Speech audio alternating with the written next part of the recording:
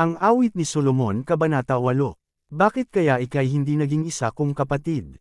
Inaruga ng ina ko, lumaki sa kanyang dibdib. Upang kahit sa lansangan, kung sa iyo ay humulik, ay di tayo papansinin, pagkat tayo'y magkapatid. Sa bahay ng aking ina ikaw ay aking dadalhin. Upang doon ituro at ipadama ang paggiliw. Dudulutin ka ng alak, ng masarap na inumin. Sa kaliwa niyang kamay ang ulo ko'y nakaunan. Habang ako'y hinahaplos ng kanan niyang kamay, ay pangako niyo sa akin, mga dalaga sa Jerusalem. Ang aming paglalambingan ay di niyo gagambalin.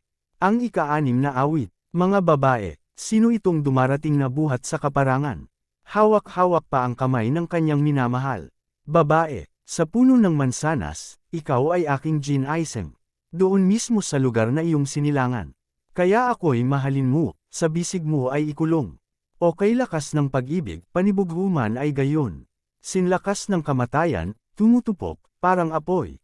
Kahit baha ay di kayang pigilin itong paggiliw. Buhusan man itong tubig, di makuhang palamigan. Subukan mong ang pag-ibig ay sayaman mo daanan. Baka nga ang mangyari ay ikaw pa ang siyang kutsain. Mga lalaking kapatid ng babae. Kami ay mayroong kapatid, dibdib niya ay maliit. Ano kayang dapat gawin kung sa kanya'y may umibig? Kung pader lang sana siya, toreng pilak ay lalagyan. At kung pintuan lamang siya, tablang cedar, ay lalagyan. Babae, ako'y isang batong muog, dibdib ko ang siyang tore. Sa piling ng aking mahal ay panatag ang sarili.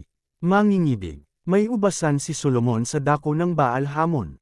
Mga taong tumitingin, magsasakang tag-aron.